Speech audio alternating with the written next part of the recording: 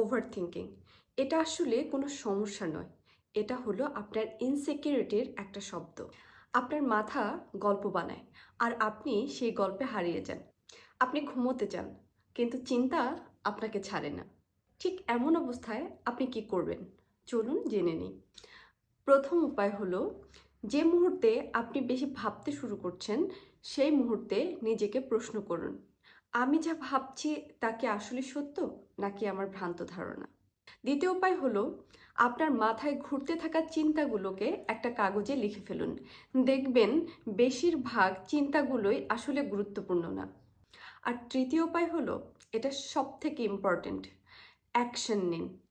Overthinking কমানোর সবচেয়ে শক্তিশালী উপায় হলো অ্যাকশন নেওয়া বা যে কোনো কাজে ব্যস্ত থাকা।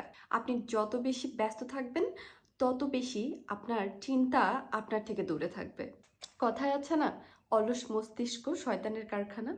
মনে রাখবেন, সব প্রশ্নের উত্তর খোঁজার কোনো দরকার নেই, কিছু প্রশ্নকে সময়ের উপর ছেড়ে দিতে হয়।